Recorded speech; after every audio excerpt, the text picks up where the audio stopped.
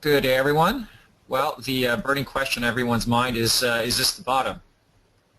And we all know that the market lives to fool the majority of the time, and sometimes there's just not enough information to go on, especially when you've got lots of, I'll call it random volatility, where you've got lots of noise and lots of buying and selling pressure, knocking the market around, and in some cases you've got situations like 2011 where QE2 ended and the market just fell through the trap door and then another trap door, and that was the low finally after I think the markets were off about 20%. Right now the markets are off around 8 to 9%. It looks like the market's trying to get some traction. We know that there's been a huge number of Fed speakers making waves today, with the Fed's Bullard, James Bullard, saying that they should take and extend QE3 past October. So the market's rallied on that news. Certainly the Fed doesn't want the markets to undo what they've done since 2009 with all this easy money sloshing around. So odds are that they will be the broken record they've always been and get up to the mic and soothe the markets, and the markets will react. If they continue to react like they have since 2009, they will find a floor and they will be soothed by the Fed's words. And of course, if they don't, then that gives you a new piece of data saying that the markets are losing confidence in what the Fed says, and that could get quite nasty. But we would see that in well, it's tricky because keep in mind in 2011 there was a thought that there was loss in confidence and that the Fed had no more bullets, and the market cratered 20%, over 20% in a matter of days. But lo and behold, then they talked about, okay, we're going to start QE, or what was it, Operation Twist, and so the markets were able to find some sort of floor and bounce. So basically, we got to just wait till I think there's probably another one or two Fed speakers due out today. But certainly they enjoyed what Bullard was suggesting. Call it QE prime, the extension of QE3. And right now the Fed's been printing at the rate of 15 billion a month, and I guess that slower rate would be continued if the Fed agrees on something like that. And other than that, we've got commodities have been falling through the floor. Oils. Is there anywhere end in sight? I mean, the Commodity Research Bureau Index has been in a firm downtrend for, I guess, about or a little more than half a year, about half a year. Oils have been knocked down to about 80 a barrel. Gold, meanwhile, is flight to safety. So, and also with the talk about extending QE, those all bode well for precious metals. And the dollar, of course, will maybe take a breather because it's gone straight up for the last, well, since July. So QE3 prime, I'm calling it. That could be a little breather for the markets to resume their uptrend, but this time around it might be weaker than what we've seen in the past, simply for two reasons. First, the market knows that the Fed is going to end QE3 either this month or if they extend it sooner than later. But as Bullard's expressed, the QE program is data dependent, and right now the data to him is not sanguine. It's not healthy data, so the QE program should be extended. And basically, if data gets worse, then QE is going to have to stick around longer, and we're going to see what happens next. But there has to be some sort of decoupling, I would think, between what the Fed does and what the market does. I mean, right now there's been a very close correlation between QE 1, 2, and 3, which all resulted in some loose uptrends in the markets. And then when there was no QE, then you got these pronounced corrections. So I think the Fed's going to have to mull this one over, because this correction is in progress. And if QE3 does end in October, and there is no talk of resuming, say, starting up a QE4, I think that makes the markets very nervous, and this correction could go from, where it's at right now is, 8 to 9%, but it could easily go to 20% or more very quickly, as we saw in 2011. Gil?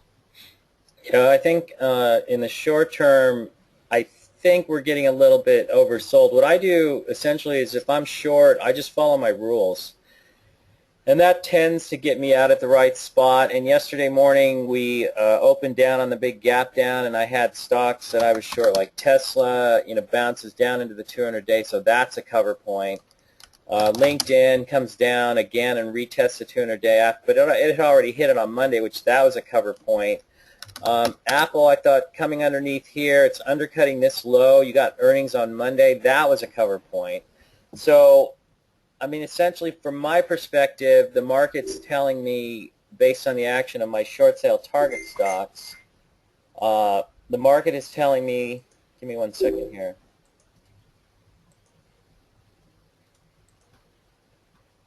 The market's telling me to cover my shorts. That's all I know. And the thing is, you're coming in, and I use a crush of liquidity to cover and get out of the way, and that turned out to be the right decision, because obviously we know by the close, the market, as you see on the NASDAQ here, closed near the peak of the range for the day, and so that looked constructive. It looked like we were going to turn yesterday, and so today they come in and they gap everything down again, and if you didn't cover everything yesterday, you had another shot to do it this morning, and you see names like Tesla bouncing off the 200-day, and I think you have to stick to your price objectives on the downside. Another one was Solar City, undercutting the lows of the cup, which was my downside target. That's it, as far as I'm concerned, on the downside. Now you hang back and see what shakes out here, but I'm also looking at the long side. For instance, this morning, pre-open, I was buying BABA. And the reason I'm buying it is I'm trying to anticipate a possible pocket pivot through the 10-day moving average. So, I got a position in that. I also bought Tesla coming up off the it's coming up off the 200-day. So my view is you might rally up into the 230-something area. So I'm playing these for trades. These are not. I'm not an investor here by any stretch of the imagination. And the other thing is that a lot of times, and I've learned this from being from working the short side, is that you'll get some really nice bounces in stocks once they hit, stocks you've been shorting once they hit their downside objectives. And what I've done more recently, and it's one of the reasons I'm up, upper double digits in a year where market's down, I think now. Is the market down now, Dr. K, or is it still holding up? I was about break even on the S&P as of like a couple days ago, so no, it's down. It's down slightly right now. I mean, if you're up upper double digits in a year when the market's flat and everybody's having a rough time, you got to be doing something a little bit odd. And of course, what I've been doing is selling into strength, but also invoking the ugly duckling theory and buying stocks. And I'll buy my short sale target stocks if they come into places where I'm covering them. And a lot of times I'll use that and come right into it and go long something like a Tesla off the 200-day just to play the bounce, and then kind of gauge where the bounce could be. Use my 620 chart to work the position. Some other names I thought looked good this morning. G-Pro, it's coming down in here right on top of this little flag. It retests the low this morning, and boom, now you're positive. Let's see, what else? I think a lot of these you could look at if you've got a, like for example, let's take a look at Twitter.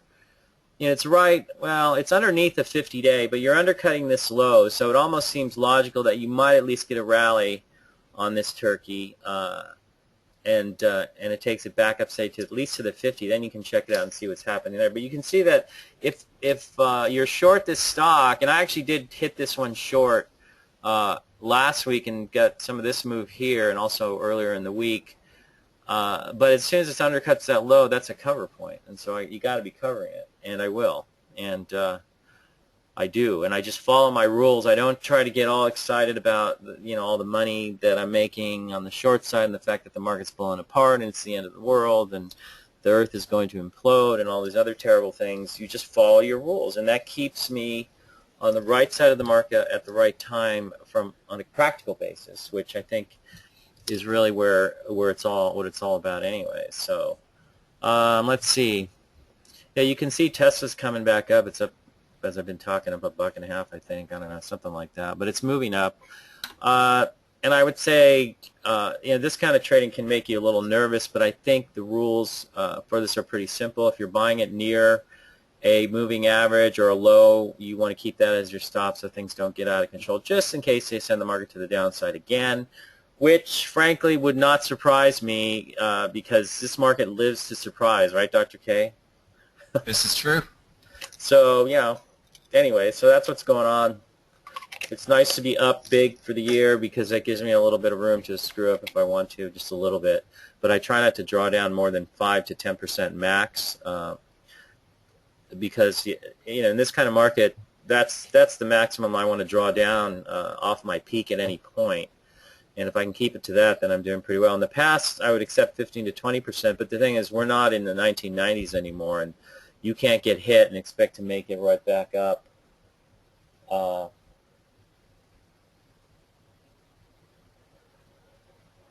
Hold on a second, I'm just checking something.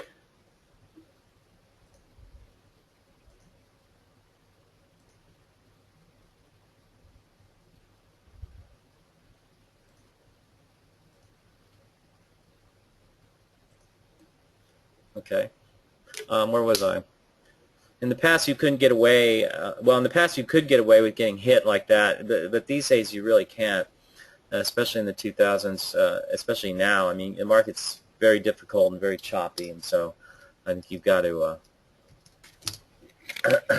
keep your risk management very tight. Anyways, so let's see. Some other stocks, maybe they're going to have bounces. Well, we're looking at the LinkedIn. I think maybe Tesla's going to have a bounce here, so I'm trying to play that. Baba, I was talking about, maybe he's going to come up off here. Maybe have a pocket pivot. It's still a V-shape, but it could come up to, say, 87, 88 on a pocket pivot type move and then back up a little bit, which to me would be normal and would help to correct some of this V-shapedness. But what you're seeing here is stocks now in a 4-week, 5-week base, I guess, if you want to count this. I think it was only a couple days here. But it may be setting up at the lows of a cup or something like that. So my guess is if the market's able to find its feet and turn, you're going to see this stock probably turn with it. So I've just been watching it, but I think you're getting to a point where everybody's going to sell it, has sold it, and it could now try to start to come back up and form a base. So let's see. Let's do some questions. Somebody comments, prime the pump. Yeah, I mean, I wouldn't be surprised to see the Fed come in and say we're going to do QE4. Who knows? A lot of weird crap going on out there these days. It's a strange world. So anyways, opinion on the technical action of TLT. Looks like bonds topping. Opinion on the technical action. Well, I don't know why I need to care about this. I don't know. It's up there and it got extended. So I don't know if you can just say that's a top and you're going to get short bonds here, but it seems like there's a safety bid in there that is definitely enforced. So, I mean, who knows? It has a top. Is that a top? I don't know. The stock had or not the stock, but rather the bonds, if the 20-year plus Treasury bond ETF, the TLT, has had a nice run, so you would expect it to pull in a little bit here. So, I don't know if you can just say it's topped and that's the end of it. What if the There's a flight to safety really in bonds, over the last few days, kind of like what we saw in 2011 where TLT zoomed, from something like 95 all the way up to 125 in a matter of weeks, which is huge. When was that? 2011? Yeah, when the market corrected after QE2 ended, and so you saw the TLT shoot straight up, and that's what we're seeing again today. It's just a replay of market nervousness. Right, and you're looking at something, you want to look at it today and you go, oh, it's topped, If you looked at it back then, you say, oh, it's topped, and you want to start getting bearish on bonds, I don't know. Why worry about it? Just watch the stocks. Why do you need to worry about garbage like this? I can tell you by focusing on the stocks, the reason I'm up this year is I've just focused on the stocks. I try not to get too high up. The stocks, on the index, the stocks tell you pretty much everything you need to know. And what's the problem? To me, I know it's, when you're a market commentator, and I've been on Fox and we write articles about the market, everybody wants you to give them your opinion and five other things. What do you think of gold? What do you think of bonds? What do you think of real estate? Who gives a crap? Just watch the stocks. So I've gotten a little cynical about that. I used to relish answering stupid questions like that. Now I realize they're utterly, utterly irrelevant to the process of making money. And you don't need to get all wrapped up in it. Let's see. The burning question for your subscribers, Dr. K, is this the low? It is, how could the MDM miss this decline? Yeah, that's what I want to know, Dr. K. How could the MDM miss this decline? What was it, out partying, or what's going on? Good question. First of all, it hasn't. If you look at back to basically June 2012, or you look at November 2012, you look at these are periods where the markets came off more than or around 10%, where the NASDAQ came up 12%, 13%. The whole point is that the model is sometimes much better off staying in cash if the amount of noise in the market increases, that it becomes unpredictable. You're better off being in cash, and I've actually had a lot of notes saying, thanks for getting me to safety. I guess it's a matter of your perspective, really. If you want to be making money all the time, then being in cash isn't going to work for you. But sometimes when the markets are doing what they're doing in a very noisy manner, then cash is really the best part. You don't have to be gambling.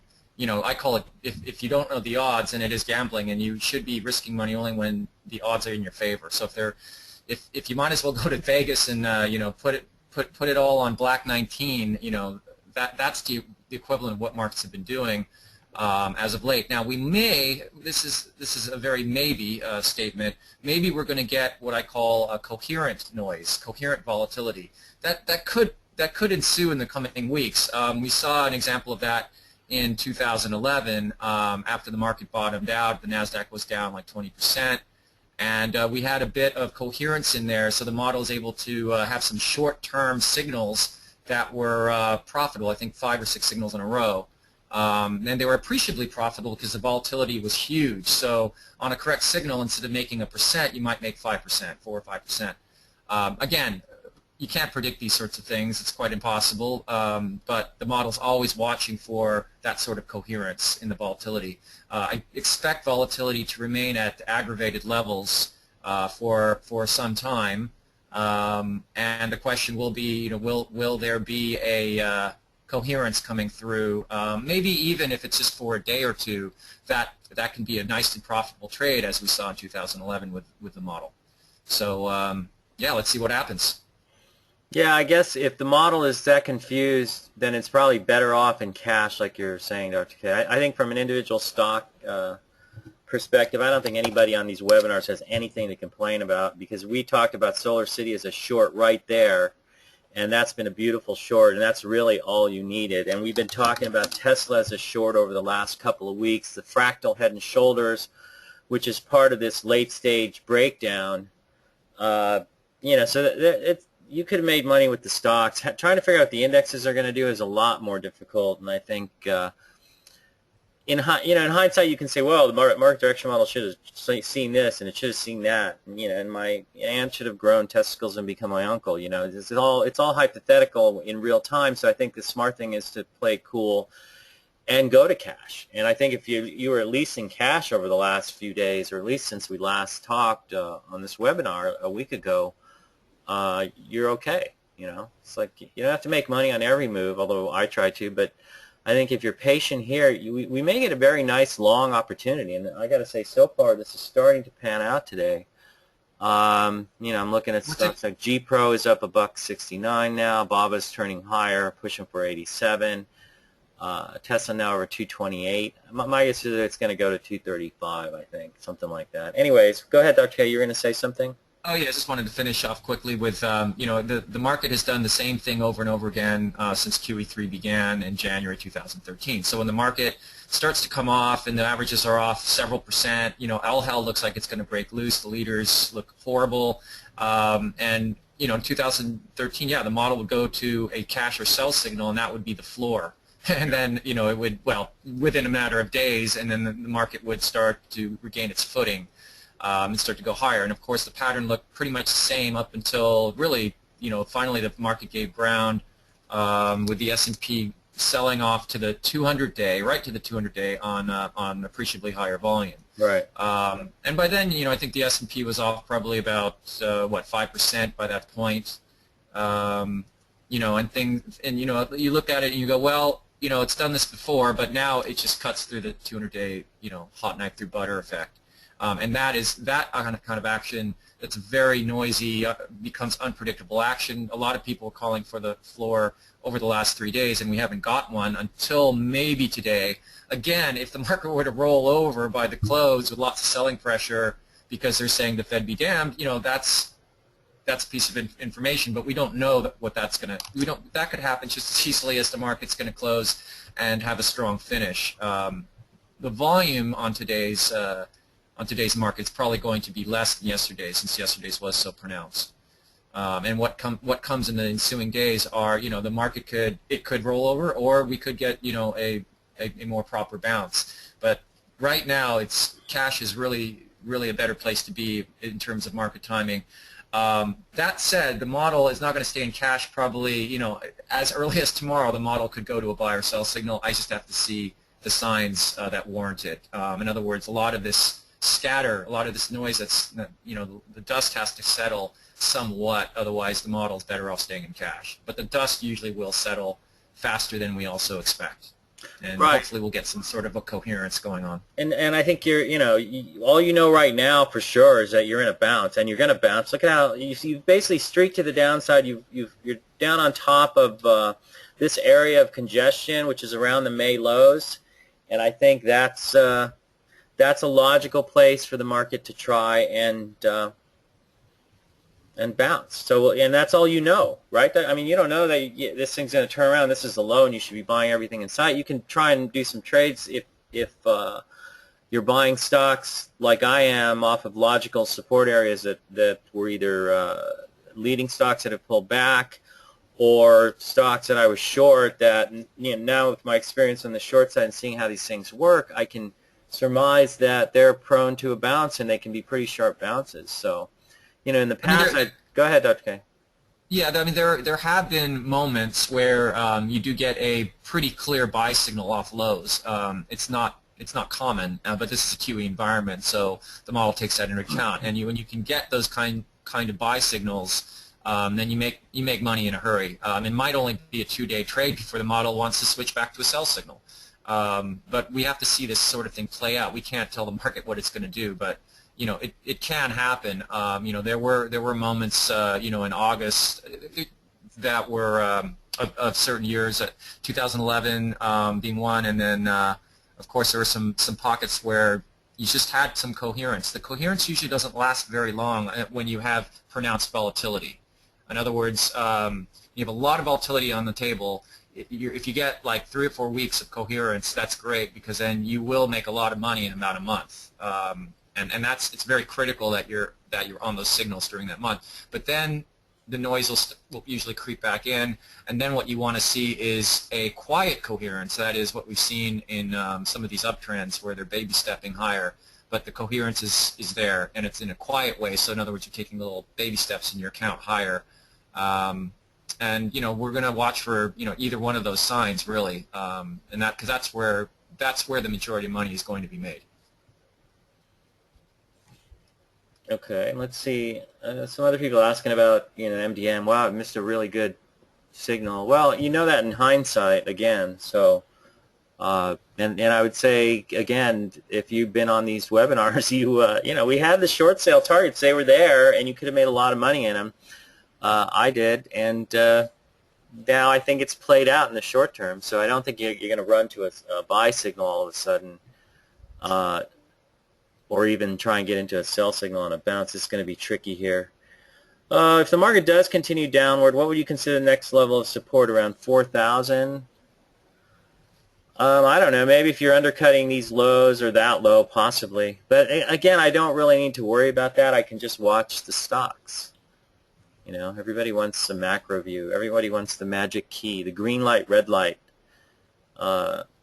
syndrome. It's like, do I have a green light? Do I have a red light? Sometimes you have a yellow light, or sometimes there's no light. The lights are out. You just got to play it by the stocks. But that's the way this market goes. One theory on the TLT rise, someone's commenting, is that the decline in interest rates is expected to lead to a lot of home mortgage refinancing, and under new federal rules this will require lenders to have a lot more duration on their books as ballast. The bond market seems to have decided to do all this at once. Sources say that there could be a lot more Treasury bond buying in days ahead for this structural and regulatory reason, not because they are a safe haven. Okay, that makes sense. But, you know, to me, that all just points out, why do I give a shit? You know, it's like bonds are doing this and that because this and that and then that and this and all this other BS. To me, it's not relevant to the process of making money, again.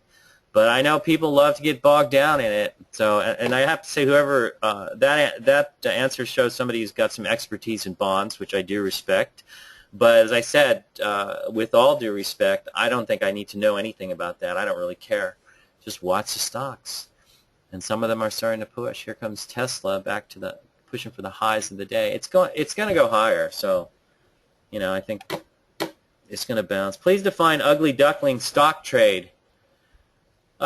Anything that's down a lot and looks like garbage. You know, an ugly duckling stock trade, it's anything. Of course, okay, now let's think about this question. Please define an ugly duckling stock trade.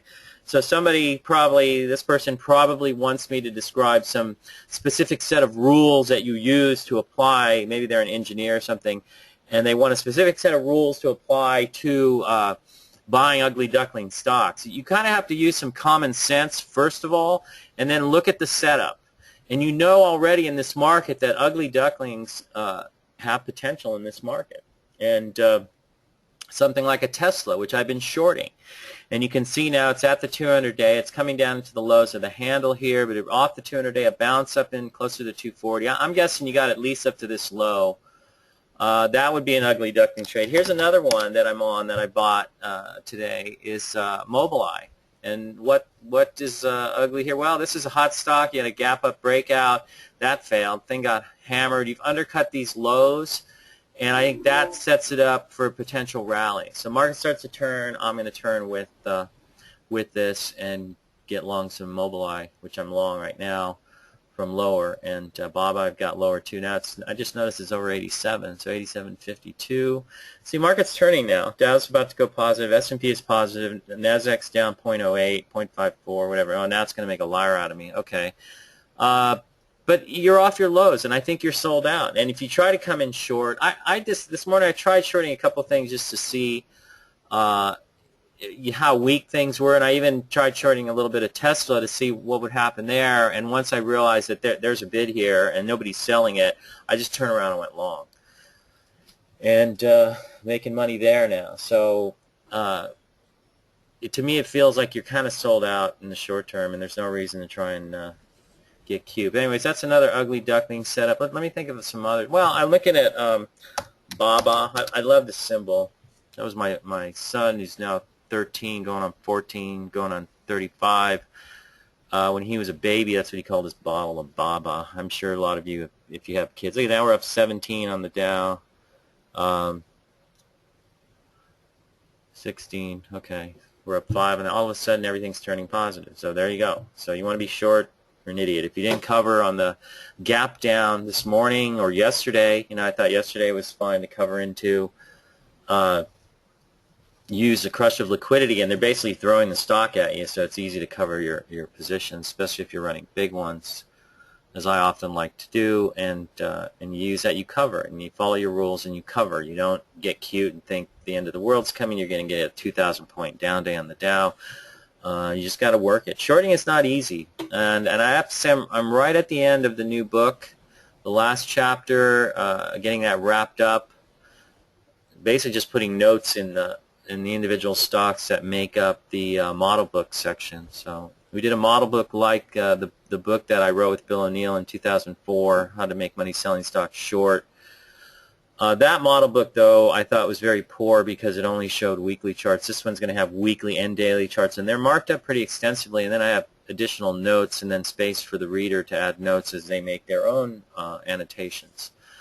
All right, where were we? More ugly duckling. So here's another ugly duckling. Stock's coming down, and I'm looking at this. The volume on the downside. Where did the volume go? Oh, I know what happened here. I'm on the NASDAQ chart, so it only...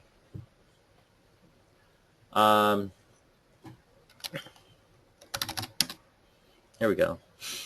The volume is kind of crept down. You see some support off the lows the other day. That would have been, what, Tuesday? Yeah. And so looking for this. So I'm looking for a pocket pivot. Then I'd look for it maybe to go sideways and then try to go higher. But I'm guessing, like I said, if the market goes higher, I think they're going to turn this one. It could go back up above, at least back up here to 92. We'll see. I could be wrong, too. So that's what stops are for. Okay, let's see what else we got here. More questions. Anyways, Alan, I hope that gives you some idea of what an ugly duckling trade is. But you need to be resourceful. You need to be able to think through what's going on and what might happen, different permutations in the technical action and whatnot, and just operate on that basis. Let's see.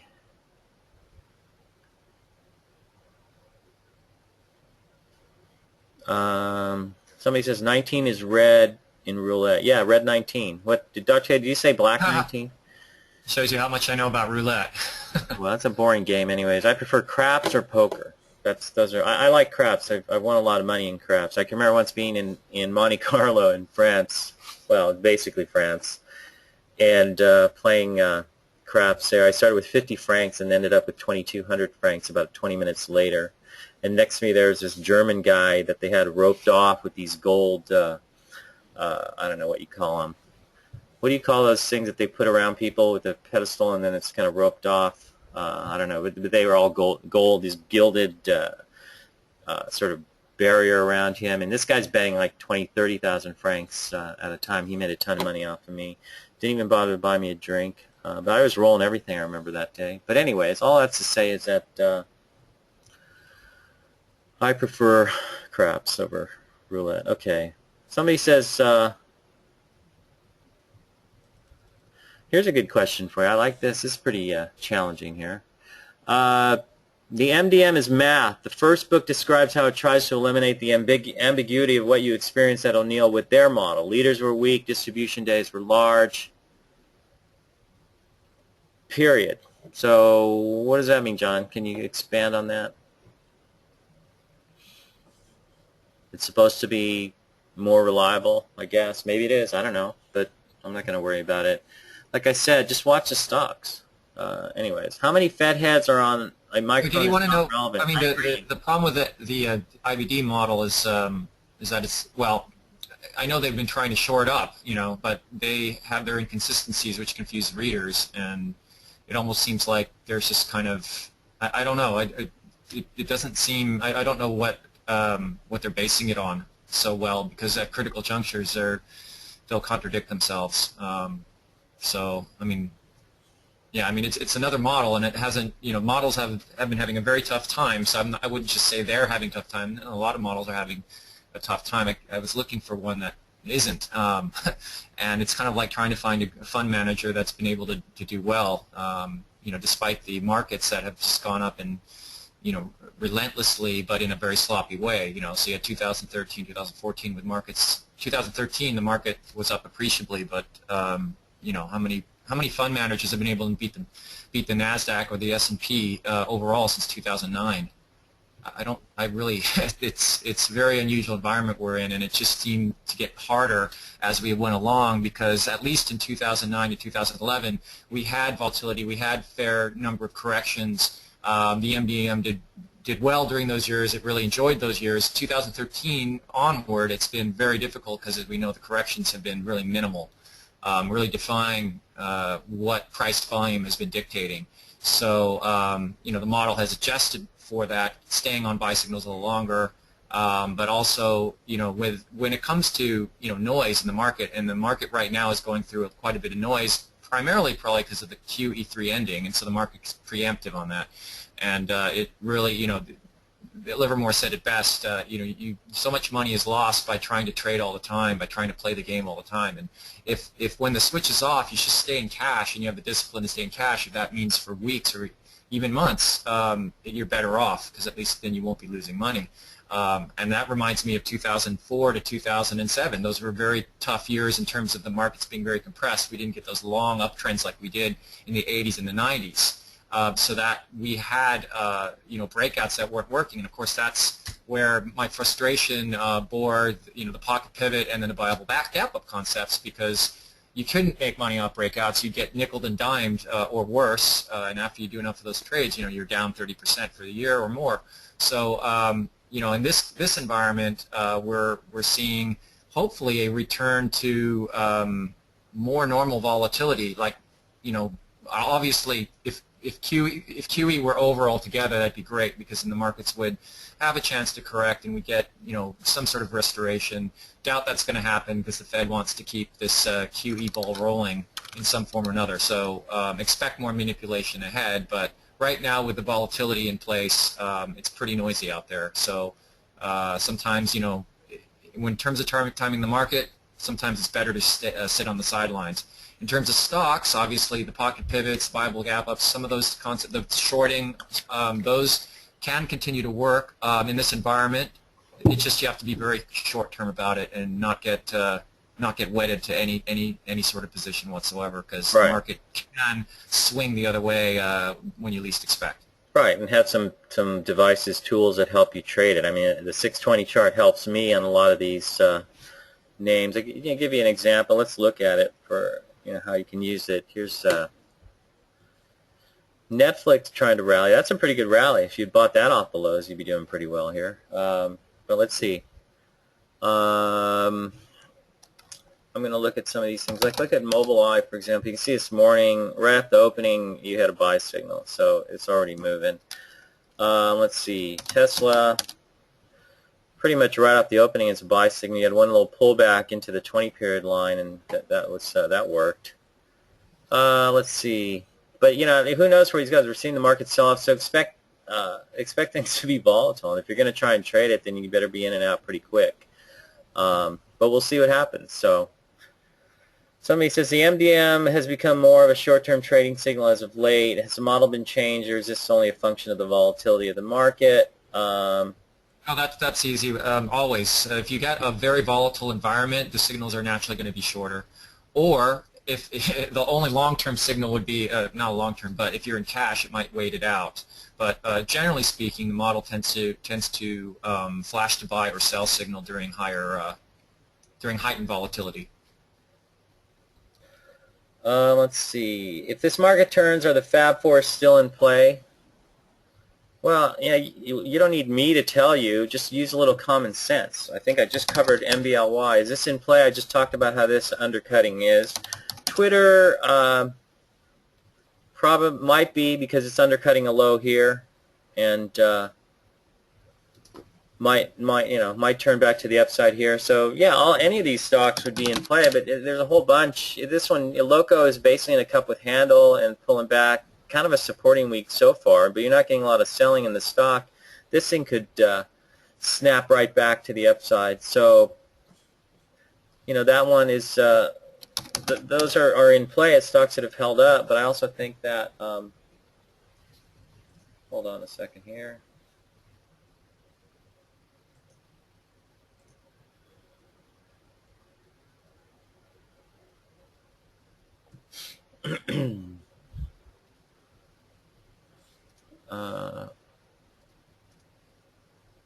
I forgot what I was going to say, but we'll just go to GBX. Is this an ugly duckling?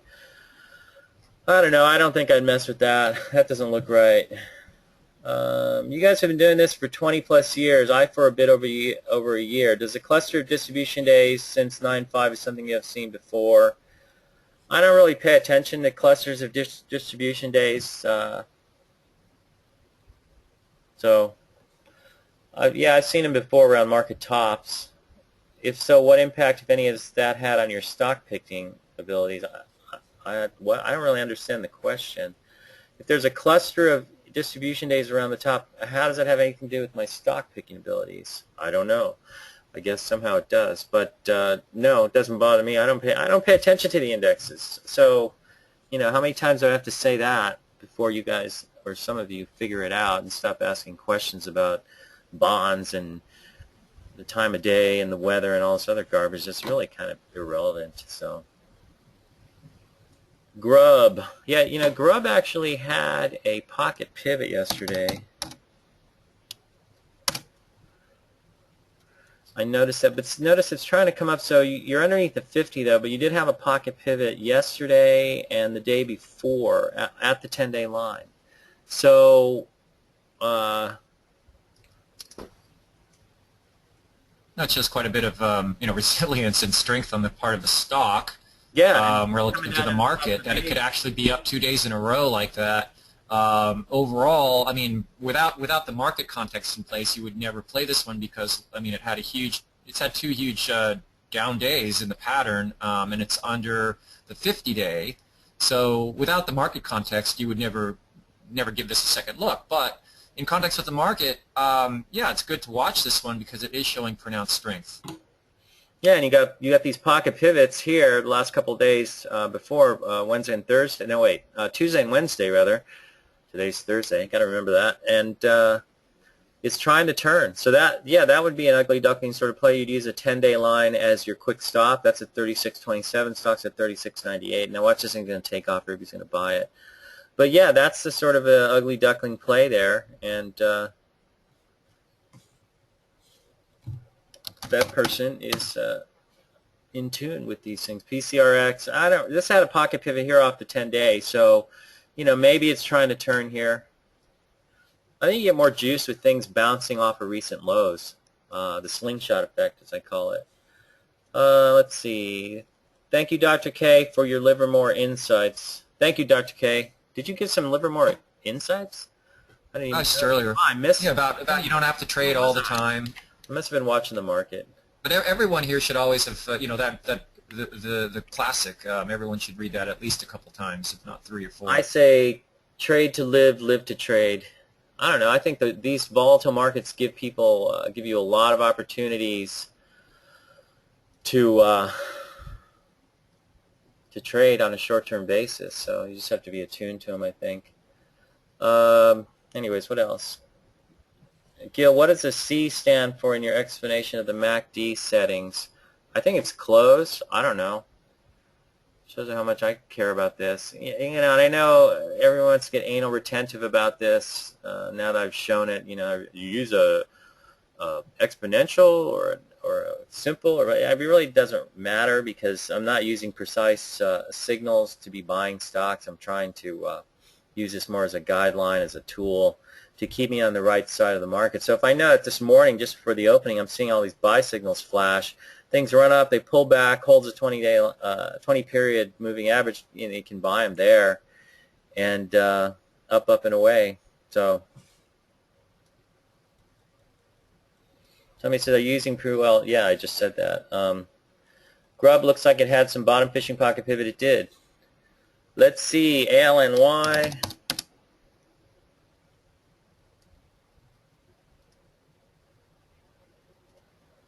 Whoops.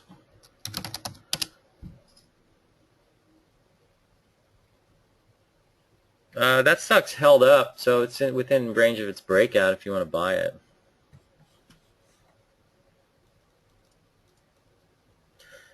Gil, will you stay with 526 period charts from here on out, even if holding a stock? I don't understand the question.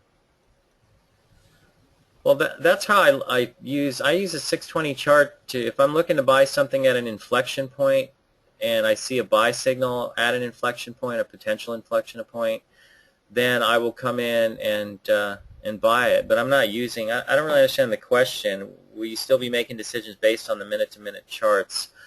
I'll be timing my entries using the 620 chart. So, can you please comment on Rails, UNPCSX, looking for some swing long-term trades? Who knows? These things are crazy. UNP, they're bouncing. You had to be in these off the moving average on this one. What are some other ones? Well, CSX just turned around and gapped higher. Wow. On Monday, I guess that was, and now it pulled in yesterday, held the 50-day, so I guess you could have been buying it off of there.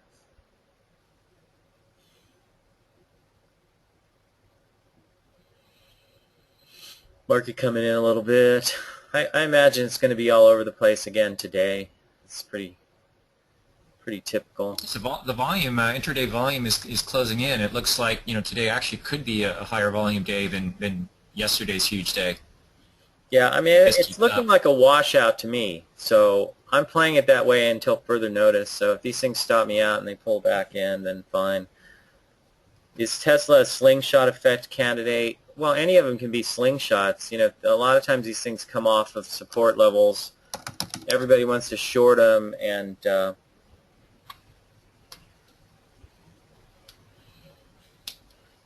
they get these big slingshot moves. What would be like like look at Netflix yesterday, for example. That was getting a slingshot off the lows. Tesla also same thing.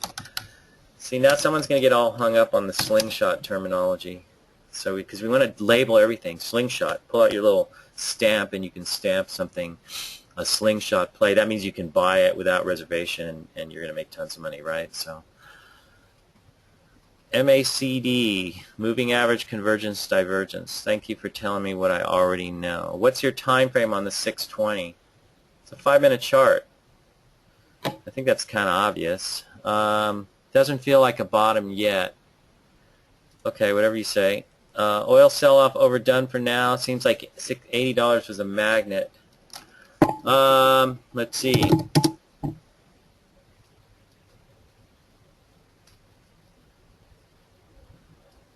This thing's not, I don't know how this is calibrated, but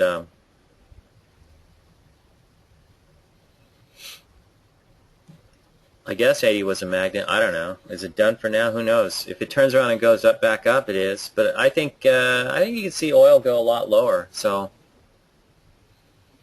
nope. Yeah, if the downtrend keeps up with commodities, this 6-month downtrend, then expect that oil will probably get dragged down as well. Yeah.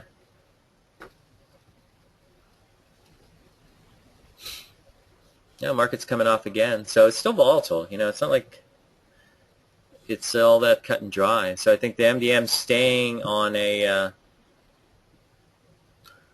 in cash probably good for now. Just hang loose. Like I said, I'm trying to play some of these. I've got some profits on some of these positions, but I'm watching them closely. Now looking like they want to take things down again. Oh boy. Let's see, Netflix. Well, Netflix gapped down, so I think it's pretty well done.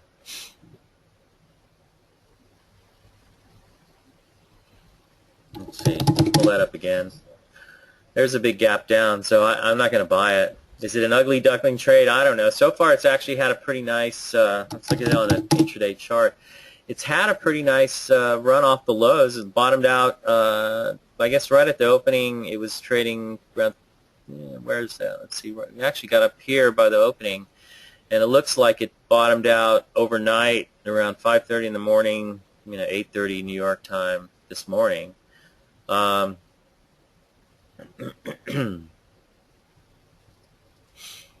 I'm not going to do anything with this. Is that something like a sellable gap down? You mean a shortable gap down? I wouldn't view this as a shortable gap down. So to me, this is a pod sort of formation. Now it's failed. I would be looking for rallies on this turkey back up to the 200-day moving average, and maybe that's somewhere in here. I don't. You'd have to see how this plays out, but I'm not going to short it here. I think that would be foolish.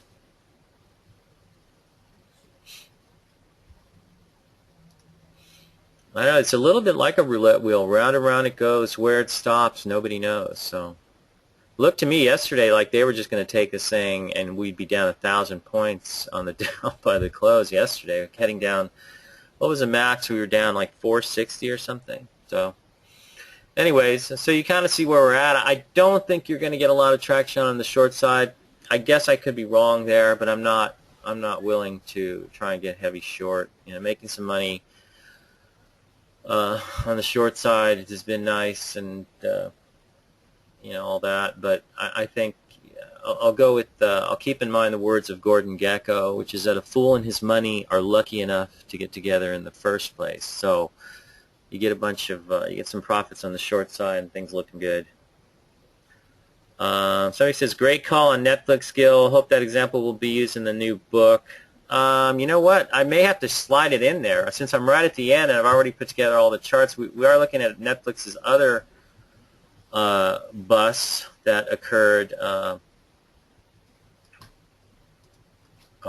earlier, I think last year. There was a big break in Netflix, as we all know, which was this move. Remember this one? It looked like a perfect, looking at the weekly chart here, it looked like a perfect head and shoulders formation, and even with this big volume reversal here, this thing looked done, and it turns around and goes higher. Amazing, but true. Oh, let's see. Market's still slopping around. Maybe we head to new all-time lows or something. I don't know.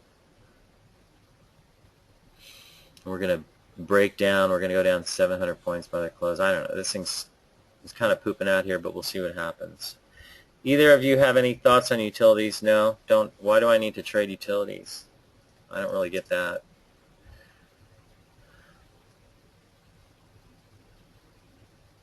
Any other questions? Do you have any thoughts on utilities, Dr. K? Everyone who knows me they're really slow pokes. They don't interest me. Yeah, they don't really interest me either. So if you look at a chart of the Dow utilities, that'll give you a sense of how slow they are. Right. Yeah, sloshing around. Here we are. Maybe we're going to turn back to the upside. I don't know. I'm going to hang out and give it a little time. If they start breaking through the lows or I hit my stops on my longs, I'll be out of here in a hurry. But chopping around quite a bit. Let's see here. Any other questions? I mean, we're basically at the end of the hour. So I think the bottom line is that you are in a position where you could see a very sharp rally. So you got to be alert to that if you're shorting. And I don't think you're at a sweet spot for shorting. Maybe I'm wrong. Maybe we're going to go down. This thing's just going to split wide open, and we're going to go down the toilet here and head lower. But I think in the short term, you're kind of watching to see if you get a bounce. It might be tradable, but I think you need to be an experienced trader who knows how to handle that sort of thing. And you have a plan and a system or method, like I use a 620 chart for keeping you out of trouble. So, example, what might get me out of test? If you get a sell signal in here, if the 6 drops below the 20, for all I know, it's just pulling back right into the 20-day and or the 20 period rather, and makes it viable. I don't know. We'll see what happens. But it is what it is, and just kind of moving along slowly. Anyways, that's all I've got, Dutch K. You got anything? No, I'm just watching the news feeds on the market's reaction to these Fed speak. The Bullard statement really is the one that has surprised the markets. With the suggestion that QE3 should be continued. So we'll see how the Fed digests that. Well, it doesn't seem like it's lighting a fire under the market just yet. So maybe they need to do QE4. Maybe that would help. We could do that. So. I don't know. We'll see what happens. But I think basically, like I said, you can try some of these ugly duckling trades. I'm getting a little traction on them, not a huge amount, but a little traction, and we'll just see what happens. So, seems like the put-call ratios have finally dropped below 1 for a change. Yeah, I think that's over with. I think we were talking about this last week. And these things were up over 1 for a long time, and they were spiked like over 1.4, 1.5 earlier this week as the market was coming down hard, like and reversing, say, on Tuesday, I think it was. And the way I saw that mostly as more systematic hedging, put buying probably, than fear. So I think maybe this morning you got a nice fear washout because it didn't look very pretty this morning, I can tell you that much. And we'll see what happens. So. I still think the situation's fluid. I'm not really in the mood to short. I want optimal setups if I'm going to come back in on the short side.